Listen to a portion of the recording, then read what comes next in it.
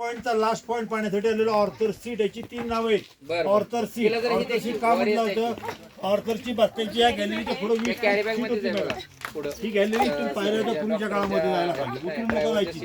1972 मध्ये भूकंप झाला. भूकंप झाल्यानंतर हा पॉईंटचा हिस्सा पडला कॅरी गेला. बॅग मध्ये लोकांना पाहण्यासाठी सेफ्टी म्हणून ही कॉर्पोरेशनने गॅलरी बांधलेली आहे. ऍक्च्युली 20 फूट इथून पुढे पॉईंट होता. ऑर्थरची बसण्याची नॅचरल दगडाची सीट ब्रिटिश काळामध्ये तो महाबळेश्वरला यायचा. ग्रेट ब्रिटन म्हणजे इंग्लंडवरून ग्रेट ब्रिटन हे कटिबंध मुंबईला आल्यानंतर त्यांनी ईस्ट इंडिया नावाची कंपनी स्थापन केली 1650 मध्ये आणि तिथून त्यांनी कारभार सुरू. मुंबईत आल्यानंतर त्यांना खारी हवा गरम हवा सहन व्हायची नाही. मग त्यांनी ही महाराष्ट्रातली 4 हिल स्टेशन डेव्हलप केली.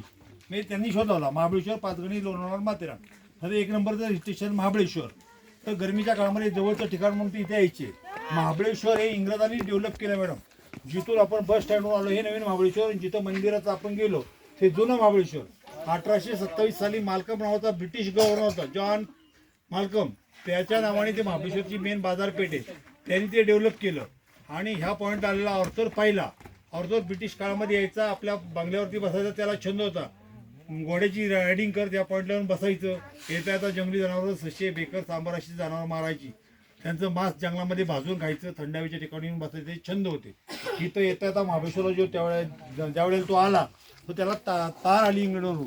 त्या काळी मोबाईल फोन व्यवस्था नव्हती. ती त्याची पत्नी, त्याच्या पत्नीचं नाव सोफिया होतं. ती आणि त्याची मुलगी ही इंग्लंडवरून बोटने येणार होते. इंग्रजांच्या काळामध्ये येणारी जहाजं होती म्हणजे बोट, ही मुंबईच्या लगत असणारी खाडी, बाणकोटच्या खाडीमध्ये उतरायची. सूर्यास्ताच्या वेळेला वातावरण क्लिअर असल्यानंतर या पॉईंटवरून त्या बाणकोटचं खाडीचं पाणी चमकताना दिसायचं आणि त्या जहाजांची टोकरी सायची. दुसरी एक गोष्ट की इथून जाणारी जी सावित्री नदी आहे तिचं पाणी हे बाणकोटच्या खाडीलाच मिळतं. तर सूर्यास्ताच्या वेळेला म्हणजे ह्या टायमिंगला त्या जहाजांची टोकं दिसायची इथं. त्याला वाटायचं की जहाजाचं टोक दिसलं की माझी पत्नी आणि मुलगी आहे. त्याच्या पत्नीचं नाव होतं सोफिया. जहाज आलं पण जहाजाचं वादळामुळं ॲक्सिडेंट झालं. ॲक्सिडेंटमध्ये जहाज पलटी होऊन त्याची सोफिया नावाची पत्नी गेली आणि मुलगी गेली. त्याचं त्याला आतोनात दुःख झालं. मग त्याचा तो विधी कार्यभाग त्यांच्या धर्माच्या नियमानुसार करून तो पुन्हा महाबळेश्वरला आला. महाबळेश्वरला आल्यानंतर तो आपल्या घोड्याची रायडिंग करून तो या पॉईंटला बसायचा आणि दुःख व्यतीत करत बसायचा. ऑर्थरनी सुसाईड केलेला नाही. ऑर्थर झोपेमध्ये खाली पडले दुःखाच्या कारण. मात्र सुसाईड करण्यासाठी उत्कृष्ट जागा असं लोक म्हणतात. खरं वरून खाली पडला कोणी तर बसण्याचे चान्सेस नाही. त्यामुळे ब्रिटिशांनी जाता त्याचं नाव दिलं ऑर्थर सीट. मुंबईची ऑर्थर जे आहे त्याचंच नाव, मुंबईचा ऑर्थर रोड आहे त्याचंच नाव. 1857 साली 6 महिन्यांसाठी ब्रिटिश सरकारने त्याची मुंबईचा अध्यक्ष प्रेसिडेंट म्हणून नियुक्ती केली 1857 साली.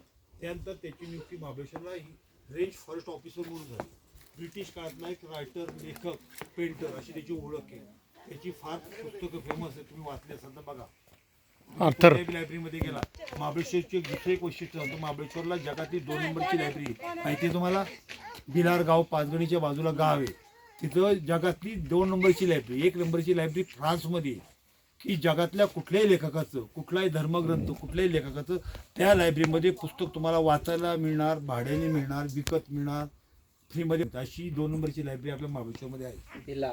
जगात भिलार, त्याला पुस्तकाचं गावच म्हणतात. बिल्लार पुस्तकाचं गाव पोलादपूरवरून येताना लागतंय. अंतरावरती आहे. त्याचे असे डिपार्टमेंट केलेत. वा एक अमुक एक लेखक त्याची पुस्तकं एका डिपार्टमेंटमध्ये मिळणार, धार्मिक ग्रंथ एका साईडला मिळणार, काव्य म्हणजे कविता, कादंबरी, असं सगळं वेगवेगळे डिपार्टमेंट असे केले. हे विहार पुस्तकाचं.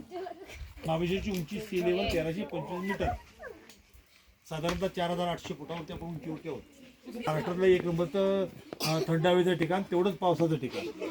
इथं पावसाळ्यामध्ये 10 फुटावरचा माणूस कळत नाही एवढं किर्र दुखत. पण पर्यटक येतात कारण पावसाळी पर्यटक, प्रत्येक हंगामाचे पर्यटक वेगवेगळे. लग्न सीझनला कपल असतात जास्त. आता ह्या पिरियड मध्ये म्हणजे आलं तर तेवढं मार फक्त एकटा बघ बाकी नाही का पाऊस आला की फक्त एकटा बाकी पुढे बघा. महाबळेश्वर कायम सुरू फुल असतं, कधी नसतं असेल तर काय भाग नाही. धंदे वगैरे पावसाळ्यात चालू असतात, सगळं चालू साहेब. इथं काय अवेलेबल नाही.